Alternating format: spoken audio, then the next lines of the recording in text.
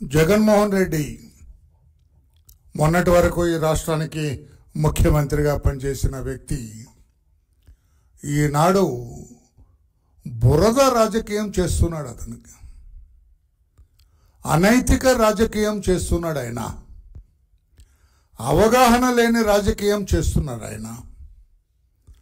ఆయన బెంగళూరులో ఆయన సొంత ప్యాలెస్లో విలాసవంతమైన జీవితాన్ని గడుపుకుంటూ అక్కడ ఉంటూ ఇక్కడ నడుము లోతు నీళ్ళల్లో బాధితులతో కలిసి మమేకమవుతూ బాధితుల్ని ఓదారుస్తూ వారికి అడుగడుగునా సహాయ సహకారాలు అందిస్తున్న తెలుగుదేశం పార్టీ అధినేత రాష్ట్ర ముఖ్యమంత్రి మాన్యశ్రీ నారా చంద్రబాబు నాయుడు గారిని విమర్శిస్తూ ఉన్నారు. ఆయన ఎగతాళి చేస్తున్నారు. ఆయన అనైతికంగా మాట్లాడుతున్నారు. ఆయన అసభ్యంగా మాట్లాడుతున్నారు. ఆయన ఇది జగన్మోహన్ రెడ్డి బురద రాజకీయం అంటున్నాను.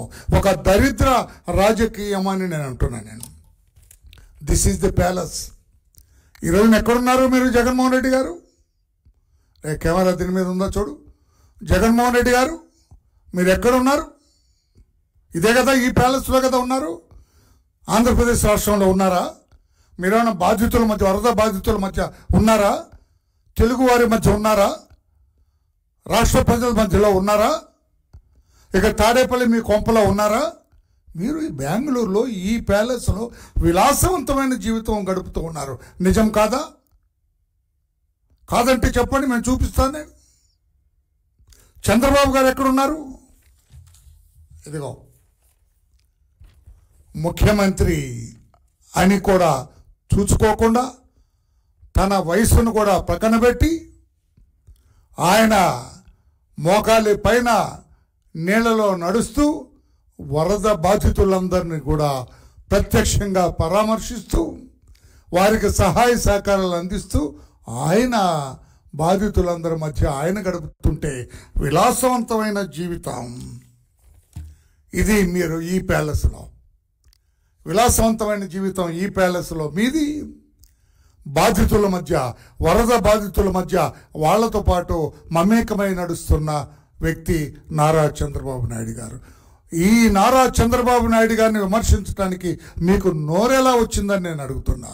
అది నోరా తాటి మట్ట మిస్టర్ జగన్మోహన్ రెడ్డి అని చెప్పి నేను అడుగుతున్నా.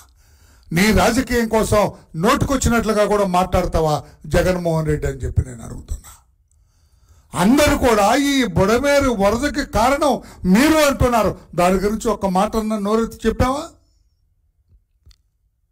ఇంత ఇబ్బంది రావటానికి, ఇంతమంది ఇబ్బంది పడటానికి, దాదాపు 40 మంది చనిపోవటానికి, లక్షలాది మంది నిరాశ్రయులు అవటానికి, కోట్లాది రూపాయలు నష్టపోవటానికి కారణం నీవు అని అందరి వేళ్ళు నీ వైపు చూపిస్తుంటే సమాధానం చెప్పే ధైర్యం ఉందా?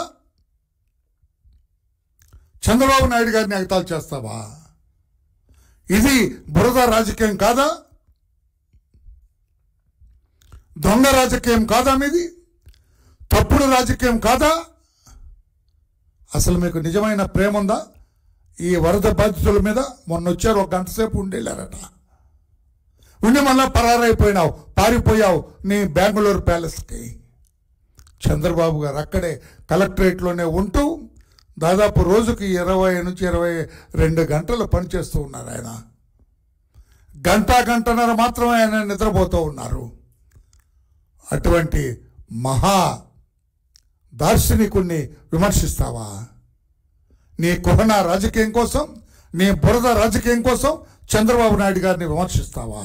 అసలు నీకు ఆ బాధితుల మీద ప్రేమ ఉందా అని చెప్పి నేను అడుగుతున్నా.